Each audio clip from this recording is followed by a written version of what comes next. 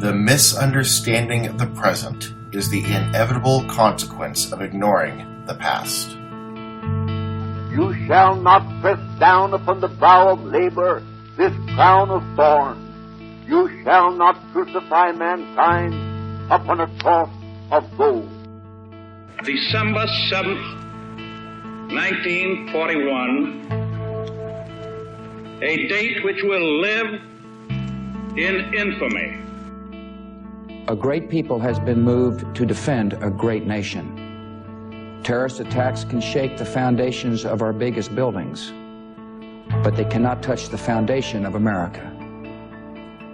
I have a dream that one day this nation will rise up, live out the true meaning of its creed. We hold these truths to be self-evident, that all men are created equal. Ask not what your country can do for you. Ask what you can do for your country. On the first half of this podcast, I am looking at the question about how should we study history? How do you do it and how do you study it? And I am doing a short interview with Dr. Alan Manatt. Without further ado, how should we study history? Are you ready to roll and kind of go through them? I am ready to roll if you are. First, what's the class that you're doing this for?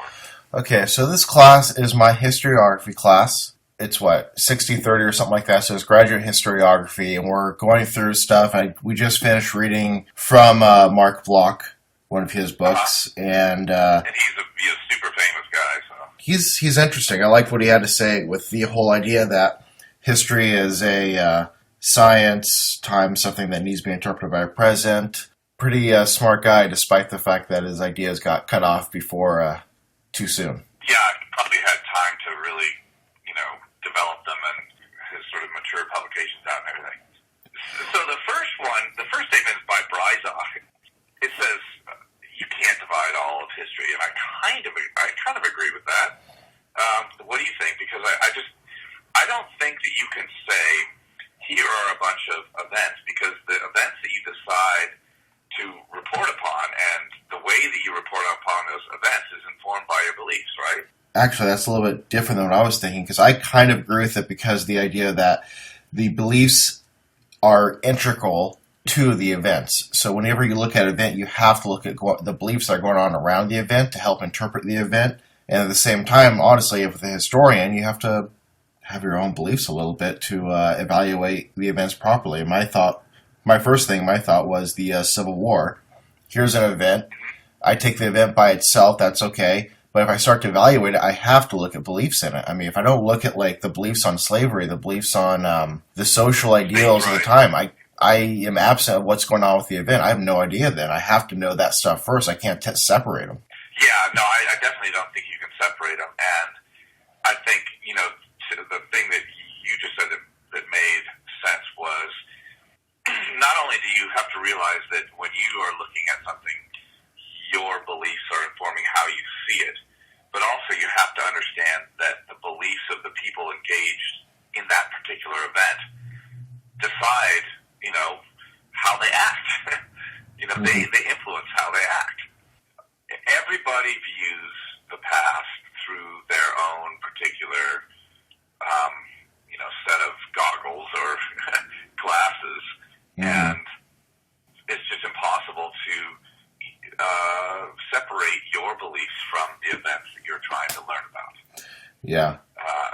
The first one is, how do you do history, and should we, how should we do it and study it?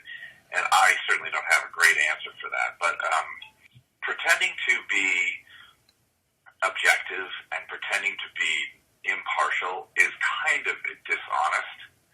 I think it's maybe good to start out and say, these are the things that I think are very interesting and very important today, and therefore I'm going to look back at the past when humans have confronted these kinds of things, and I am going to, try to understand how things worked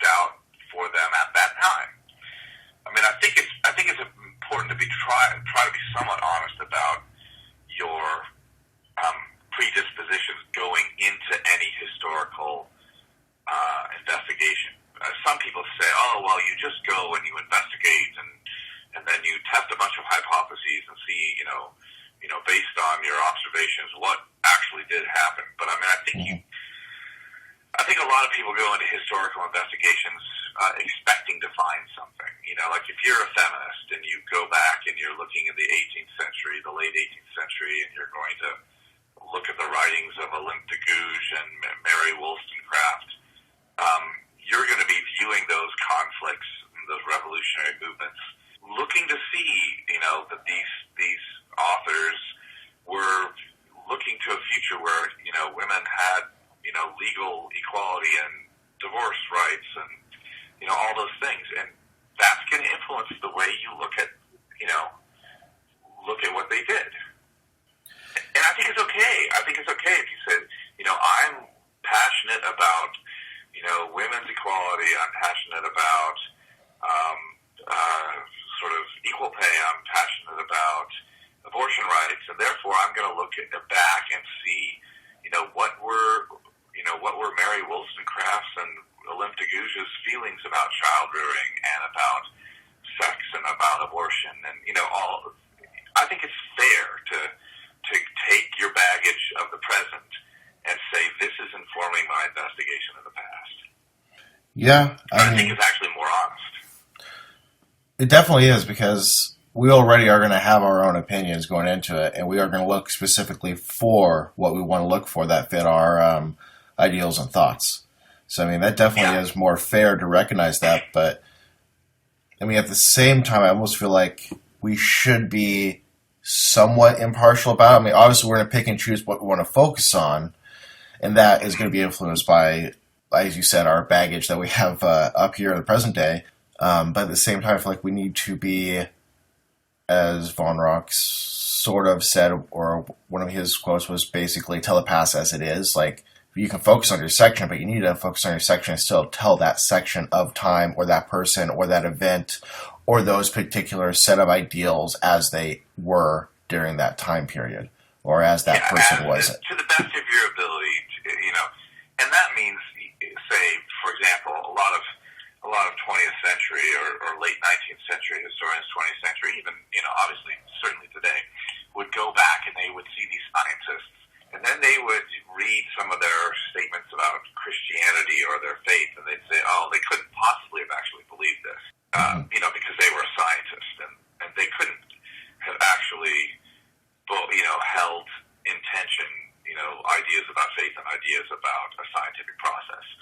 They must have just been, mouthing through the religiously faithful statements. And, what I'm just trying to say is that they will look at documents and evidence from the past and choose to ignore stuff that doesn't make any sense to them, but was obviously significant and of some importance to the people who were writing 200 or 400 or 1,000 years ago. Well, that kind of goes, I think, into the idea of presentism a little bit, how they're throwing their own understanding onto exactly what's going on during that time period, or they are trying to do that. What are the things that you think are most important when you take on the question of doing history? So I'd have to say, I think one of the more important things is to, like I said before, tell history as it is, but also it really is important, I think, to draw from the current times, from what we have going on around us, and using that to evaluate what's going on in the past. If we do that, and we're honest at the same time, I feel like we can do history justice and be able to evaluate it in a way where we can learn from it.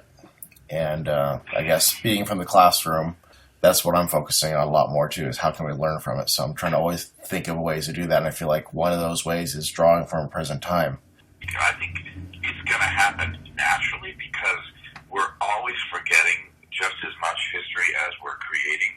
So you can only go back. Each generation is having to relearn